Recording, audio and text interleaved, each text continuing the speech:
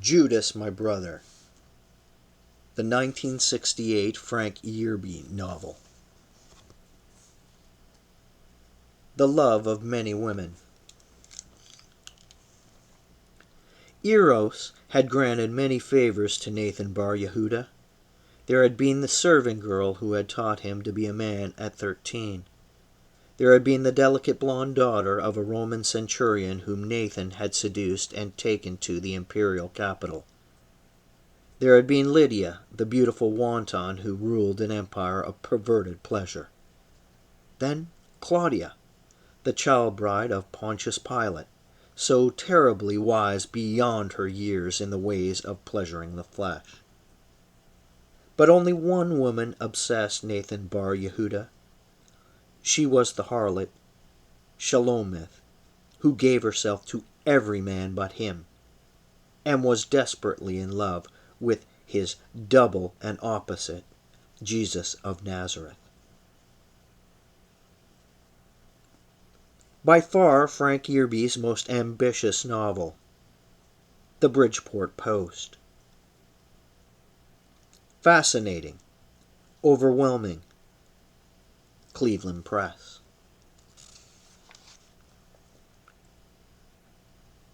Judas, My Brother, The Story of the 13th Disciple, by Frank Yerby.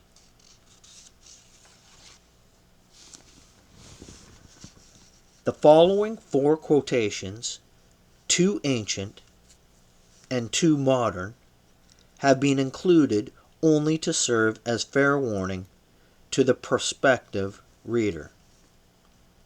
The author humbly beseeches anyone who is emotionally dependent upon myth, legend, dogma, and creedal preconceptions to close this novel quietly but firmly at this point. He also asks that no bookseller accept a buyer's money for Judas, My Brother, without having previously allowed him to read this page.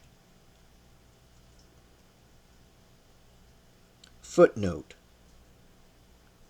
on the word emotionally. Footnote: that anyone could be intellectually dependent upon them is, the writer confesses, beyond his capacity for credulity. F.G.Y. End of footnote. Primus in orbe dufecit timor. Petronius. Tantum religio potuit sodere malorum. Lucretius. My final reflection, I'm afraid, was that if hypocrisy can be said to be the homage vice pays to virtue, theology could be said to be the homage nonsense tries to pay to sense. James Gould Cozens. I believe that man must learn to live without those consolations called religious, which his own intelligence must by now have told him belong to the childhood of race. Man has only his own 2 feet to stand on, his human trinity to see him through, reason, courage, and grace. And the first plus the second equals the third. Don Wanderhope.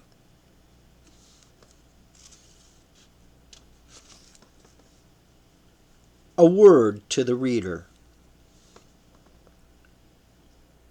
This novel is a demythologized account of the beginnings of Christianity, and therefore, I am sadly aware, sure to be labeled controversial.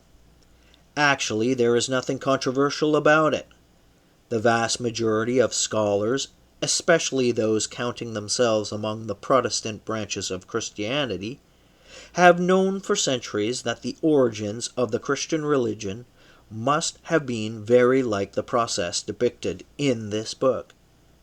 Today, as the rumbles from Holland show, even enlightened Catholics are beginning to re-examine the issues to free themselves from the mind-crushing weight of churchy dogma.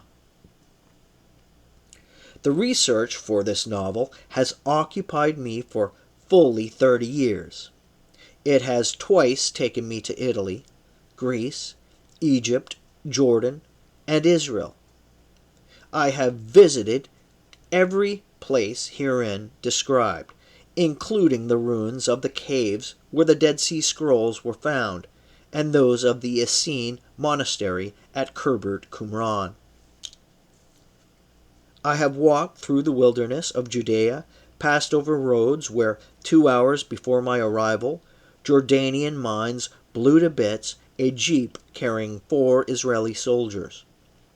I have come under the muzzles of the guns pointed down from Mount Sinai and across the Mandelbaum Gate, when the Israeli retaliatory raid on the Jordanian town of Samu on November 13, 1966, almost caused the preliminary to the June 1967 Arab-Israeli War. I mention this not to boast. I was as frightened as any normal human being would be under those circumstances, but to remind the reader that this work was written at considerable cost, and to ask him to take it as seriously as it is intended. This novel touches upon only 2 issues which in a certain sense might be called controversial: whether any man truly has the right to believe fanciful and childish nonsense, and whether any organization has the right to impose, by almost imperial fiat, belief in things that simply are not so.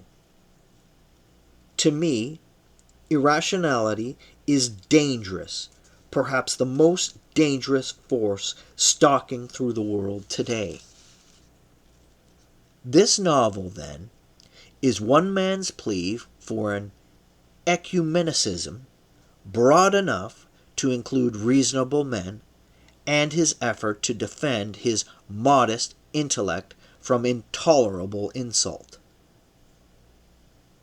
Beyond that, I hope that you, reader, will find it also the rattling good tale I intended it to be, for if you can put down, whatever the value of its dialectics, I have failed the novelist's primary task. Frank G. Yerby, September 2nd, 1967, Madrid, Spain.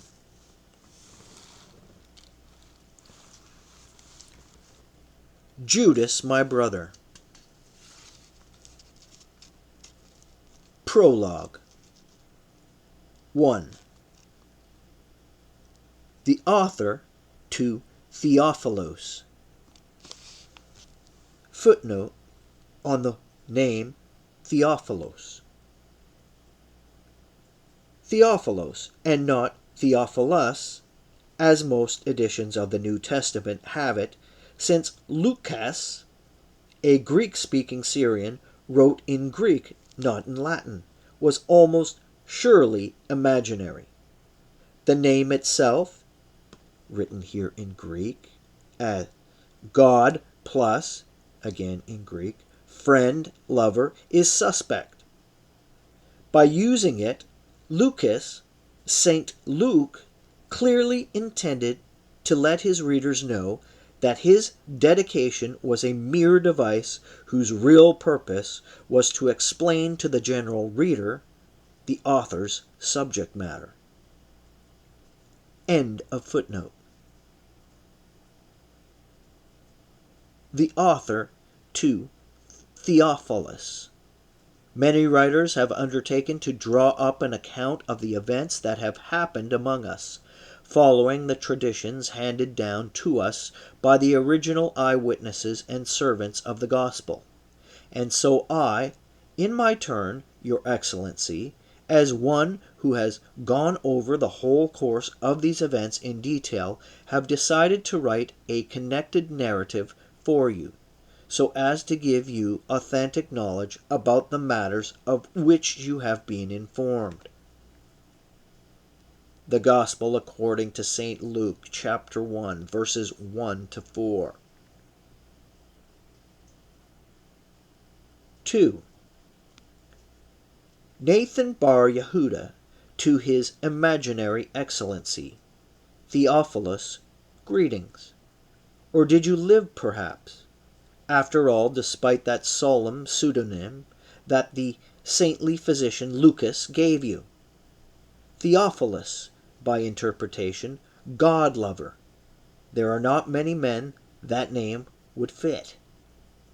Yet almost I persuade myself that I knew you once, God-lover.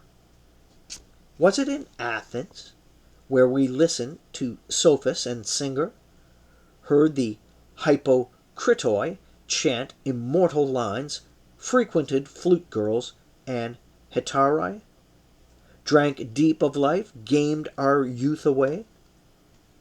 Or was it at Lesbos, beside the wine-dark sea, or at Ephesus, where I grow old, my mind wanders? Surely I only invented you, God-lover, as I've invented so many things. New myths for old shining legends, grandeur lies. I know not. I do not know. Still, the device is useful. I will copy the great fictioner, myth-maker, Lucas. Did he himself believe the fables that he wrote? Or did he merely intend that others should believe, and call you Theophilus, lover of God? Imagine you a Christianos, addressed to you this narrative written in your lovely, all but universal tongue. For herein, my imaginary friend, is truth unblemished from one who witnessed your Lord Jesus, life, who called him not master, but friend. I have lived too long to permit lies or to write them. I fear me it will distress you. To dreamers, truth is an unlovely thing. But who loves truth loves God, for God is truth, or nothing. Therefore to you, Theophilus, God-lover, imaginary friend, I dedicate this, my life, my book. Farewell, Nathan. Contents. Book 1, in which I belatedly learn the history of my family, the mystery surrounding my birth, become friend of a strange Galilean boy called Yeshua ha-Natsri, and run away with a Roman centurion's daughter. Book 2, in which I lose forever my beloved, return to Judea, take refuge among the Essenes, meet Yeshua again, and have my second encounter with Lucius Pontius Pilate, procurator of Judea, in which I become entangled with the harlot Shelomith, and what was even less pardonable, Claudia Procula, the procurator's wife, build an aqueduct, run afoul of the zealots, and witness a baptism.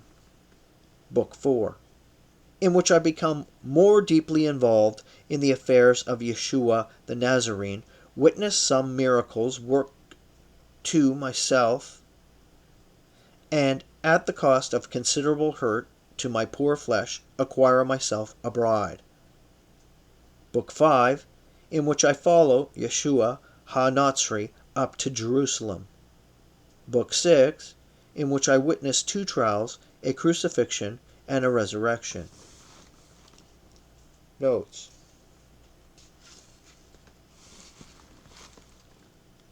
Book 1, in which I belatedly learn the history of my family, the mystery surrounding my birth, become a friend of a strange Galilean boy called Yeshua ha-Natsri, and run away with a Roman centurion's daughter.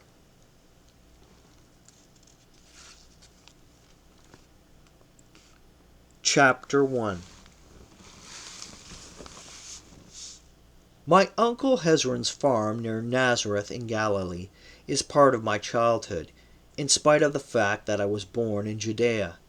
You see, my uncle went up to Jerusalem to attend the wedding of his brother, Yehuda, to Elisheba Bath Boethus, a daughter of our greatest priestly house. And the impression that my uncle Hezron ben Mattathiah made upon the tiny bird-like aristocratic maiden, who 2 years later became my mother, was so great that it,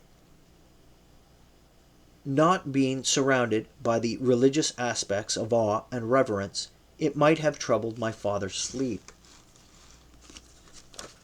Anyhow, starting when I was 8 years old, she sent me every blessed summer north to Galilee to bring me under the direct influence of so pious a man, which, as I shall relate, had most disquieting consequences. On the day that my history begins, for life commences not with birth, but with the onslaught of awareness, I remember climbing for hours away from the flatlands of my uncle's estate up among the hills that encompassed it round about, coming breathless at last to the top of a slope, and sitting there lost and dreaming as the sun slanted across the camel humps of the little hills to the westward and turned the waters of the Mare Internum, the great sea, burnished silver like a shield, so bright I had to turn my eyes from them and cool my smarting gaze upon the soft green valley of Jezreel to the south, crowned and surrounded by stark naked mountains, among them Moreh, where our great Gideon fought, and those of Gilboa, where mighty and piteous Shaul was slain. To the east I could see Mount Tabor, round, burnt, brownish green with its scant forest. Furthest east, in Transjordania, the mountains of Gilead, from which no balm ever came jagged, tortured by the endless wind-driven scourings of desert sands. Then south and west, angling my gaze behind a cupped hand across the sight-murdering glare of sun, I could see Mount Carmel, falling wooded and green in long slopes to the great sea. A land, this, for prophets, for dreamers, for peering northward through pale, violent haze to where range after range followed one another, jagged, sawtoothed, the mountains of Naphtali, Harmon's white fang gnawing blue heaven, and even far off and unclear, the snow-glistened peaks of Lebanon. The critical, questioning mind lay dormant, the faculty for doubt was stilled.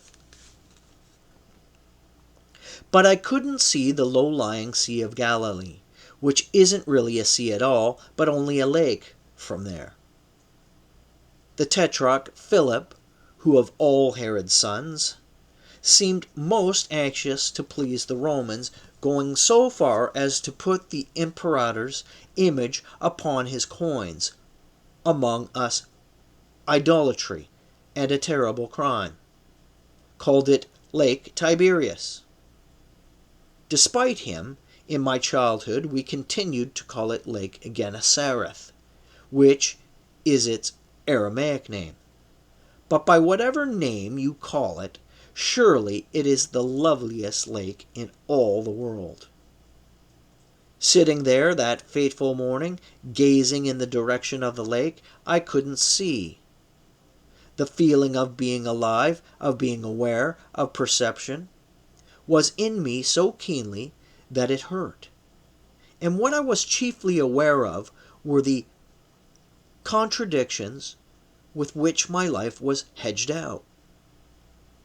Because although I offered no resistance to being sent to Galilee, for I tell the truth, I loved to go, the fact remains that this alternation, this perpetual tearing loose of my existence each time I felt myself firmly rooted to a known familiar world, did me, I am sure, permanent harm.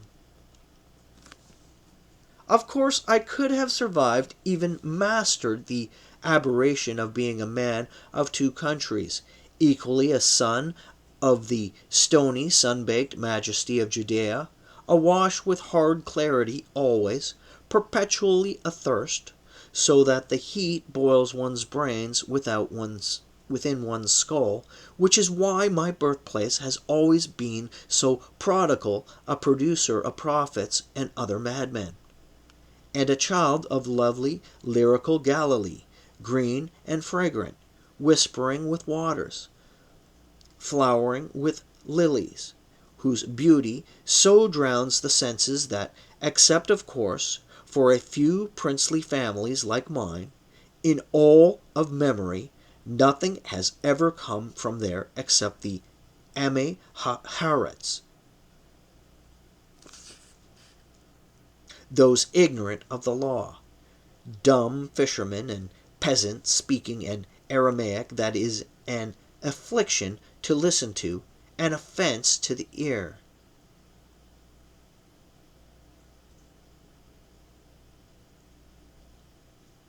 But being forced to divide my life between a devout, believing Prushite and a worldly, doubting Zadokite was too great a burden for my childish mind to hear. For tugging at me now this way, not that, my father and my uncle split my mind, my soul, the very essence of my being, down the middle, like a gutted fish. You see, I loved them both, and there were no two more different men in all the world. For my father, Yehuda ben Matthiah, to give our name its Aramaic spelling, was by nature a skeptic and a doubter, while my uncle Hezron lived and breathed pure faith. So in a way they were born Sadducee and Pharisee, because, to oversimplify, the Sadducees believed in almost naught but power, while the Pharisees have so fierce a faith that they almost lose sight of life and living, strain at a gnat and swallow a camel, which was what Yeshua said of them. With my father, I read the Greek philosophers, learned to worship reason, logic, daringly to destroy all the premises upon which religious faith can be built. In my uncle's house, I kept all the feast with a devotion that filled my soul with peace. Of course, we kept them at home, too. But something was missing. My father, it was true, performed the holy rites with consummate grace, but there was a twinkle of private secret amusement in his eye. His glance, meeting mine, seemed to say, "For form's sake, son, but you and I see through all this superstitious nonsense, don't we?" And my young mind leaped to agree.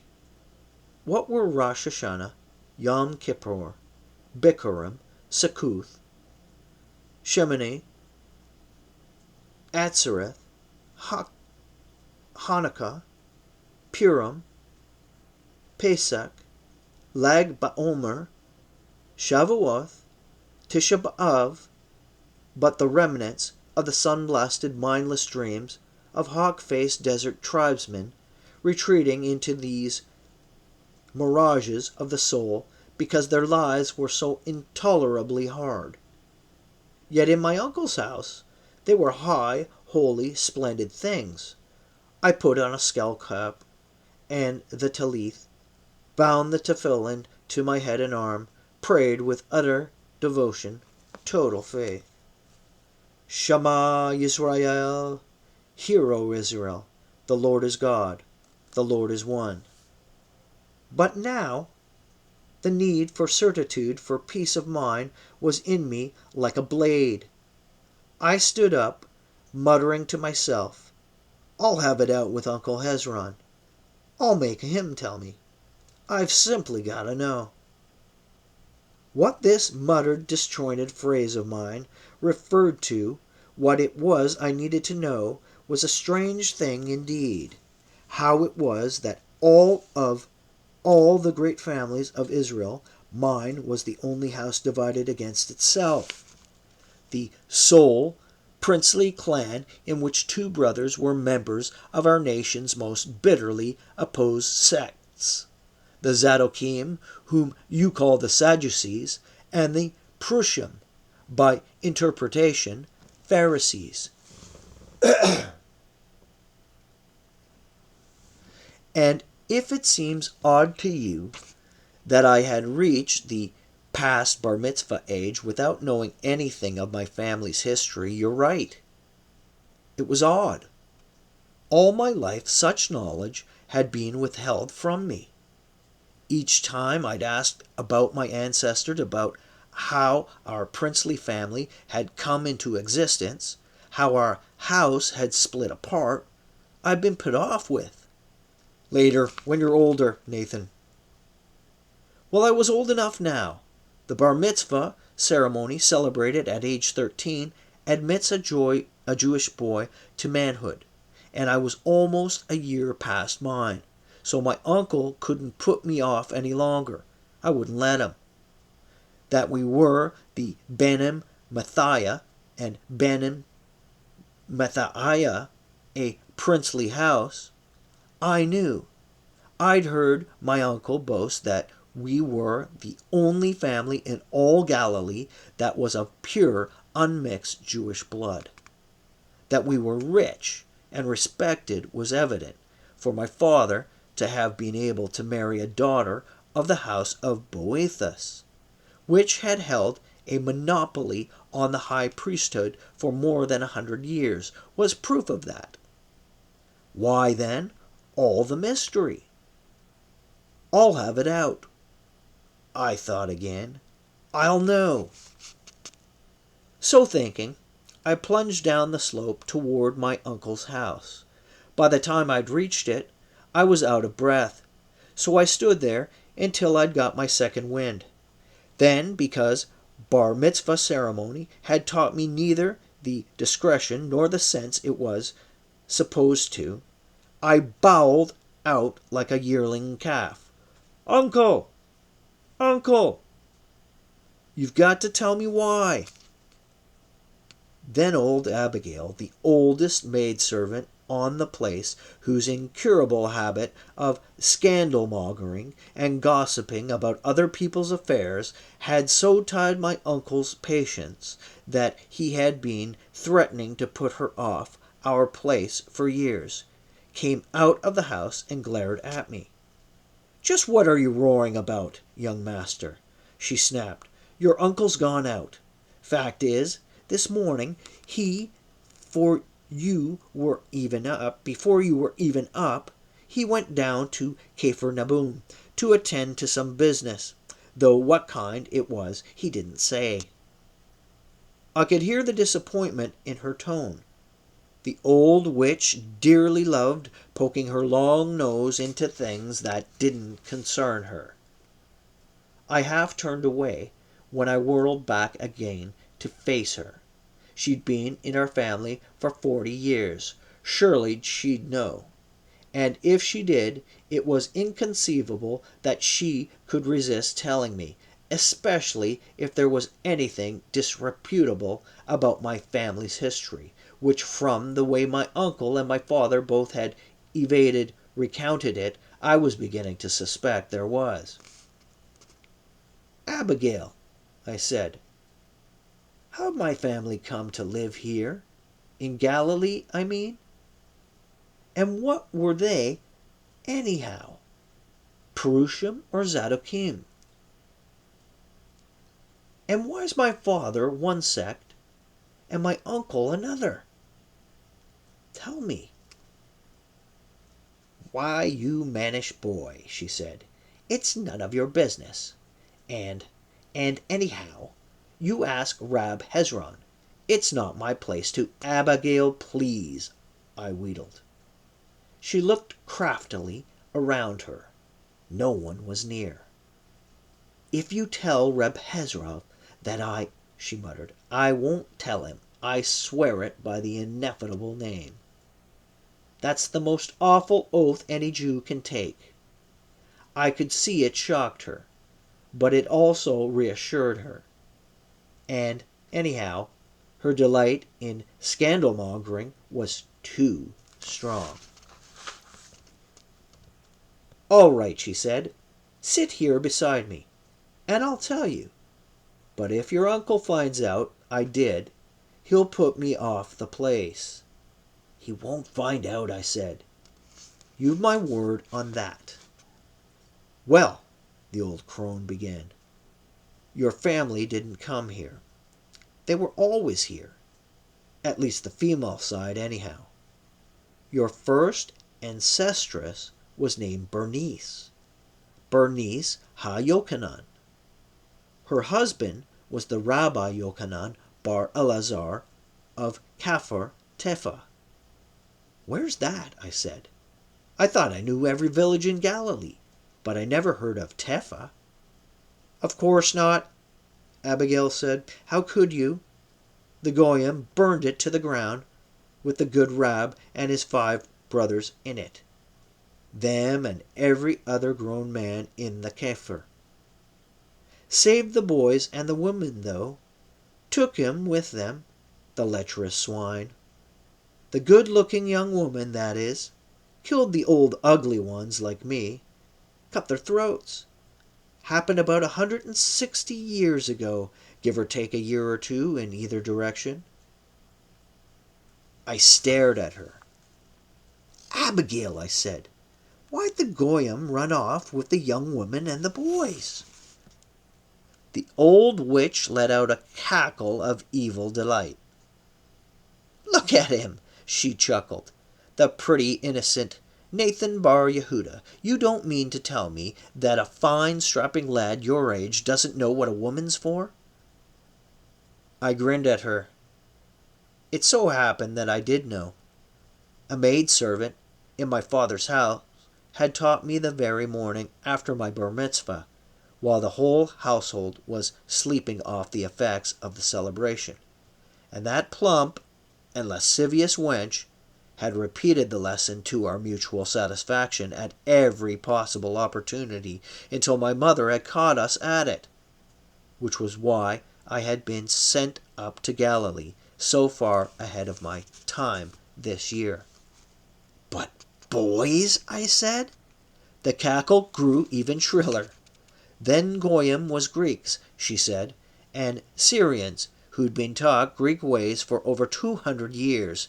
To them, don't make no difference. A boy's as good as a girl as long as he's young and tender. I thought about that." "That's an abomination," I said. "What the Goyim do always is," she said. "Anyhow, they took your ancestress Bernice Ha-Yochanan along with the rest. She was the prettiest one of all. So, Abigail," I said, "why aren't we called the Benim Yochanan then?" "Adonai and Elohim bless the boy," she said. "A mite too smart for his own good, appears to me, because young Master Nathan, those pig-eaters killed the good Rab on his wedding night before he'd properly had time to get brats on poor Bernice." "Then the Goyim?" I said. "No, you don't have a drop of heathen blood in your veins, my boy. What you've got may not be exactly lawful, but by the Archangel Michael and all the heavenly host, it's the best." "The best? The best how?" I said. "I'm getting to that. That Bernice was a proud one, young master. She wasn't even starting to let them as had murdered the good Rab, her husband, have their sport of her. and even less putting up with bringing forth a whelp of such jackal's breed. So when those murdering swine made camp, and the one who'd won her by lot tried to make use of her, she pretended to give in long enough to get her hands on his dagger. He was too busy slobbering over her and pawing at her to notice anything until she'd pushed his own blade up to the hilt in his greasy belly. Then she broke out of his tent and made for the hills. Nobody stopped her. They was all too busy. "Go on," I said. "She lived in those wild hills a whole year," Abigail said, "fed by the merciful hand of God." "Abigail," I said. "Well, now, I guess she did sort of help the Almighty along," the old witch conceded. "There was berries and roots and such little creatures as she could catch in the traps she learned how to make soon enough. And she wasn't above boring a few ears of corn and even a lamb or two in the dark of night from the goyim farmers in the valleys. But the good Lord did put those things in her way now, didn't he? And anyhow, she lived, and found a second husband." "And found a second husband?" I said. "Well, now, not exactly. In those days, there weren't many Jews in Galilee anyhow. And what with the goyim killing our people off night and day without let-up, by the end of that year, there weren't more than 3,000 left in the whole province. But somebody got word down to Jerusalem that if help wasn't sent very soon, there wasn't going to be a single Jew left alive north of Samaria. So the government ordered Shimeon ben Mattathiah up to save our race in Galilee. You know who the Hasmoneans were, don't you?" "No," I said. "That's what comes of being brought up in a Zadokim house," Abigail snorted. "You mean to tell me you never heard of the hammers of God?" Then it hit me. Like all Sadducean children, since the Zadokim were the worldly international party of Judaism, my education had been more Greek than Jewish. So the minute old Abigail said the hammers, I knew whom she meant. "Oh, Maccaboy, the Maccabees, Yohanan, Shimeon, Yehuda, Eleazar, Jonathan, the Banim, Mattathiah. For the word Maccabees, hammers, in Greek, is not a name, but a description, earned them by their prowess, by the crushing blows they dealt our enemies in battle, or as they're known in history, the Hasmoneans, after their grandfather, the Rabbi Hasmoniah of Modin. Names that will roll like drums, blast like trumpets, down the long history of Eretz Israel. Who remade our land? Who gave it back to us, to the Ameh, Kedeshi, Elohim, God's chosen people?" I stared at Abigail. "Don't tell me I'm descended from them," I said. "That you are, Lambie," Abigail said. "That you are for a living fact." But, I sputtered, "why hasn't anybody told me this before? Seems to me Father and Uncle Hezron would be proud." "Oh, they are," Abigail cackled, "fit to burst when they think of it. But I guess they found explaining how this branch of the family got started a mite hard to put into the fit words for your tender ears." "How did it?" I said. "Shimeon ben Mattathiah, of course, Shimeon the hammer, came up here and smote the heathen hip and thigh. Fine-looking young fellow, Shimeon. The best-looking one of the Maccabees, I'm told. and your ancestors, Bernice, saw him do it. She stood there on the edge of the woods and watched him cut the goyim to bits. And she was inspired by God, she said, to go to him. I grant her that, I quipped. But which God? Eros? Aphrodite? Priapus? Who are they? Abigail said, and my Hellenistic jest fell flat, rendered harmless by her ignorance. No matter, I said. Get on with it, Abigail. So, being a woman, she slipped down into the valley and borrowed herself some fine remnant from a rich Gentile farm woman's wardrobe. Then she bathed all over in a mountain stream, put 'em on, and went into the camp. Didn't the sentries stop her? I said. No, they were all too worn out after the battle, and anyhow, your ancestress had learned to move like a ghost by then. Only reason she was still alive and unravished a year after her husband's death. So she got to his tent, pushed open the flap, and appeared before him like a vision. And, I said, he just sort of sat there. Then he opens his mouth and says, kind of groaning like, "What would you of me, my girl? Name it, and 'tis yours, though it be my life." "Then?" I croaked. She smiled at him. "You've inherited that smile, young master. That's why you can charm a bird to your hand from the thin air. Your uncle gave me orders to keep the door to your bedchamber locked every night. He's caught the younger serving maids prowling around it of nights so many times now. I am a sound sleeper, so I hadn't known that. But the news was pleasing to me. I vowed to sleep with one eye open and the key hid beneath my pillow from now on. But I didn't tell the old witch that. "Rubbish," I said. "Go on with your tale, Abil." Bernice sort of moved up closer to him, then reached out her sweet little hand and twined her fingers in his curly hair. "Then?" I gasped. She answered him. "A small thing or great, depending upon your point of view, my lord," she said. "Which is?" the great hero asked her. "And?" I whispered. "A son of your loins, Lion of Judah, is what your ancestress Bernice said to him then." Abigail chuckled, and he was happy to oblige. I can tell you that. He gave her 2, twin boys they were, but I doubt that he ever knew it. "Why not?" I said. She was proud, prouder than Lucifer and Satan put together. When she found out he already had a dozen wives and a score of concubines in Judea, she wasn't even starting to become a member of the herd. Told him, "If you love me, you will put them by."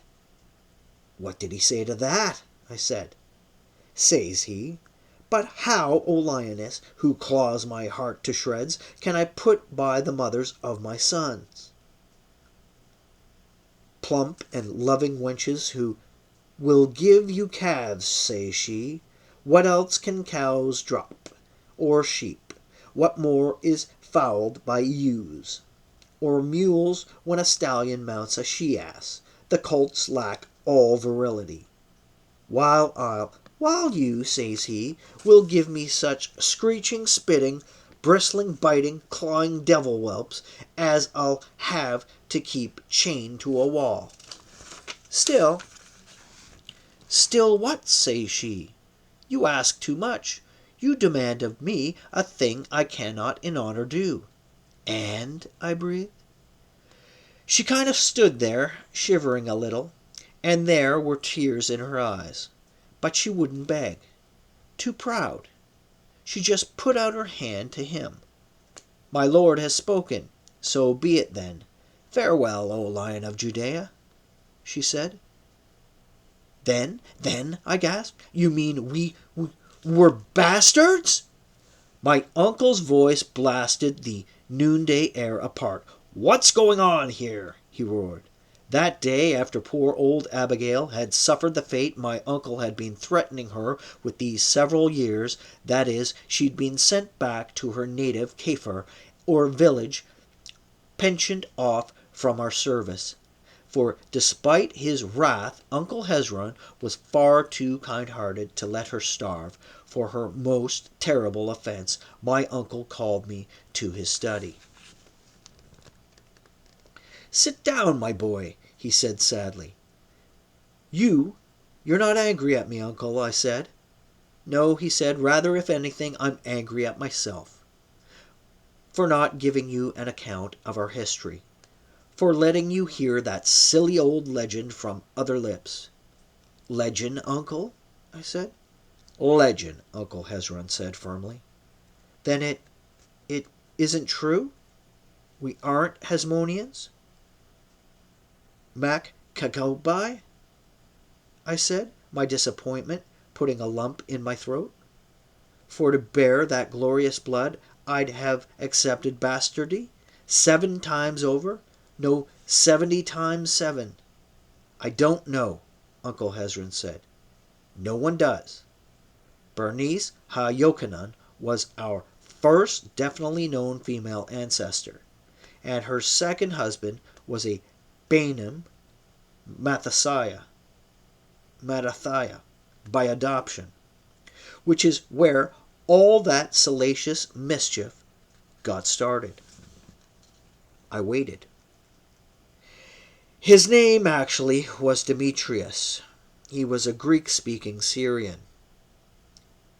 "Then," I whispered, "we're not pure Jewish blood?" "The difference between us and the Syrians, my boy," my uncle said, "is religion and language, not race." Can you tell a member of any one of the Semitic peoples from any other until he opens his mouth? "That's true," I said. Still, he became a Jew, a good Jew, the best, for love of Bernice. He carried him by sheer force of her indomitable will up to the holy city, where in the month of Shivan of that same year that Yehuda Maccabeus annihilated the Syrians under Nicanor, Demetrius submitted to circumcision, proof enough of his love, it seems to me, Nathan, for you can't even imagine how hideously painful that operation is for a grown man. He took the name Mathathiyahu, and was, all evidence seemed to indicate, formally adopted as a son by no less than our hero and ruler Yehuda ben Mattathiah, or as your Hellenized Zedekim scribers call him, Judas o Maccabeos, Judas Maccabee. And that was what caused that scandalous legend to get started. "How so, uncle?" I said. "Well, you're old enough to know the facts of life, Nathan. Let us say that our ancestors' morals were somewhat less than perfect. By then she'd already borne the first males of our line, the twins Yehuda and Shimeon, out of wedlock, to, I believe, Demetrius. But here we have our ruler Yehuda Maccabeus, adopting as his son a man he'd never been seen before, at the behest of a woman he'd never laid eyes on earlier either. Why? I don't know. No one does. That page has been torn from our history. Lost." "So?" I whispered. Now everyone knew Yehuda had never so much as set foot in Galilee, so the easiest explanation that Bernice had been his concubine there was out. But his brother, Shimeon, the twins, aha! What more substantial stuff does legend need?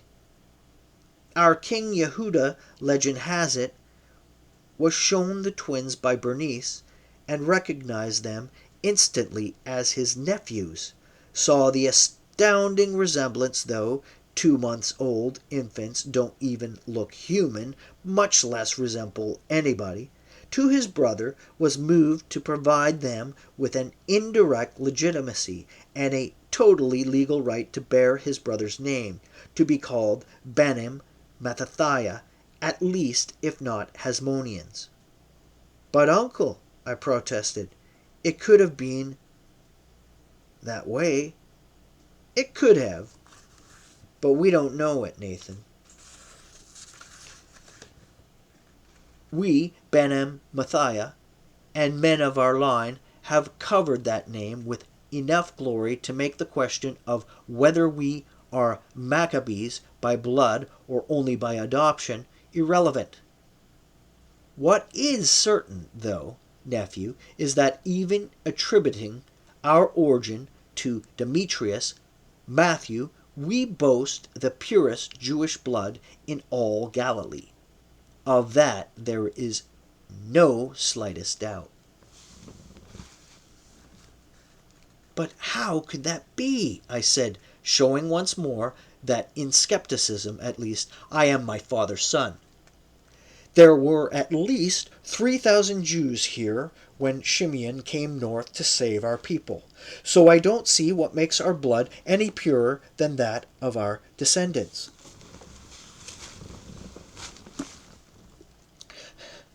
But how could that be? I said, showing once more that in skepticism, at least, I am my father's son. There at least 3,000 Jews were when Shimeon came north to save our people, so I don't see what makes our blood any purer than that of our descendants. But how could that be? I said, showing once more. The fact that Shimeon Maccabeus bore them all back to safety in Judea with them when he went, my uncle said, save alone Bernice, who wouldn't go. And since she couldn't find herself a Jew to marry, she made herself one to the terrible hurt of poor Demetrius Mattathiah. Male flesh.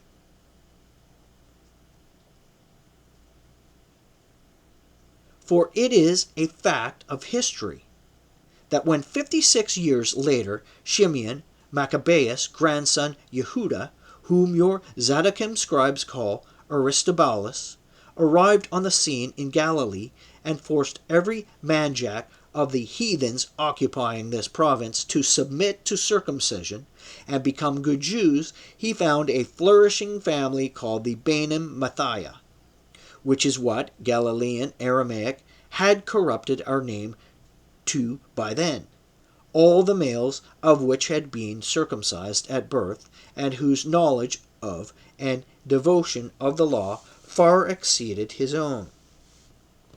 Impressed by their bearing, their beauty, and their arrogant pride, and even more by the fact that upon reaching manhood they invariably went down to Judea to procure themselves Jewish wives, refusing to soil their flesh with the ever so willing Goyim females, he made them rulers in the land, and it is from those times that our family's great wealth, power, and position in Galilee date. But enough of this tale for now. It grows late. Take some of the servants, Nathan, and gather in some passer-by on the high road, or else we'll never have a minyan for the evening prayers. Let me explain that. Among us, to properly say the morning, noon, and evening prayers, we must gather together a quorum called the minyan, or at least 10 males of over 13 years, and since my uncle Hezron had never wed, had no sons, often we were hard put to do it.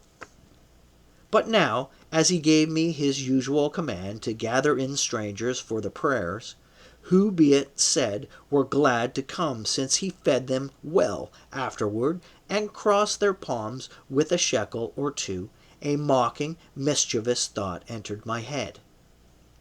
If father hadn't seen mamma first, I quipped, You'd have a minion of your own by now, wouldn't you, uncle?" He glared at me. The corners of his mouth went white amid the darkness of his beard. I saw with appalled remorse that my playful jest had struck home. "Uncle, I'm sorry," I began. "I didn't mean—" "Oh, get out of here, Nathan," Uncle Hezron said.